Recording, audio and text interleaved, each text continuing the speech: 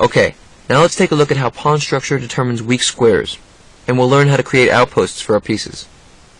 It's key to notice squares in or near the enemy camp that can be supported by one or more of your pawns but cannot be defended by your opponent's pawns. If you can occupy that square with a piece that is less valuable than any of your opponent's pieces that can capture it, this can lead to a huge strategic advantage. Take a look at this position. Here it's white's move. In real chess games, there won't always be a way to win material right off the bat. Far more often, we have to improve our position strategically. What do you think white's plan should be here? Well, the d6 square is a fabulous potential outpost for the white knight. After knight d2, an excellent move, planning a maneuver knight e4 to d6, white's position will be dominant. Notice that black can't play d5 beforehand because of en passant. After knight d6, black has little play. The c file is the only open file on the board, and now that the knight d6 guards the c8 square, white has complete control. If you notice weak squares in your opponent's position, then you can make powerful long-term decisions.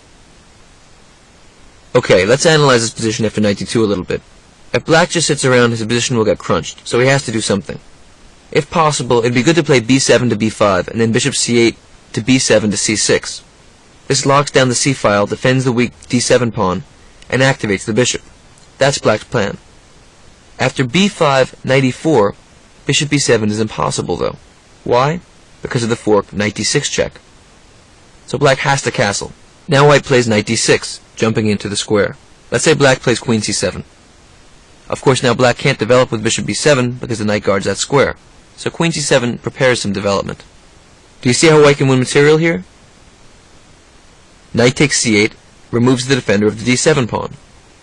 So knight takes c8, rook takes c8, queen takes d7, wins d7, removing the defender. This wins material, but it has the downside of relieving the pressure on black's position.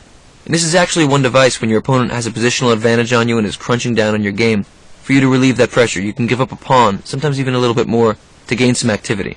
So it might not even be best for white here to win material. You could also just continue to build up. But because white has this option, black has to try something else. So let's say black saw this, and after knight d2, castles instead. Now after knight e4, queen c7, knight d6, black tries to defend the d7 pawn with rook d8. Notice of course here again, white could play knight takes c8, followed by queen takes d7, winning a pawn. So black defends with rook d8. In fact, this would be a bad way to defend, because black has all of his pieces tied down trying to defend a pawn. What he should have done, like I mentioned before, is give up the pawn to try to gain a little bit of mobility. I would play rook f3. Preparing to triple up on the d file, rook, rook, and queen are a tremendously powerful battery, aiming at the d7 pawn. One thing that you should know is that the optimal tripling formation is rook, queen, rook, like this. But after rook f3, white has another idea. He wants to play rook g3, shifting to a kingside attack. I want you to see how that knight on d6 locks down all of black's position. Black has nothing active. This brings up another critical principle. You see, black has that d7 pawn, which is weak. He also has developmental problems, which is another weakness. And he has a weak king, because the rook on d8, the queen on c7, the bishop on c8, they're all locked down defending the center and the queen side. They can't get to the king's side. So black has two main weaknesses, the d7 pawn and the g7 pawn around the king. This is called the principle of two weaknesses.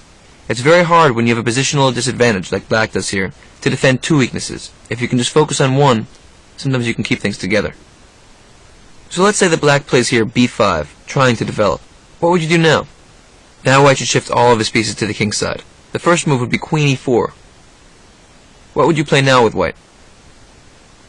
Here it's all over, after rook g3. The queen and the rook are piled up in that g7 pawn, which will be checkmate.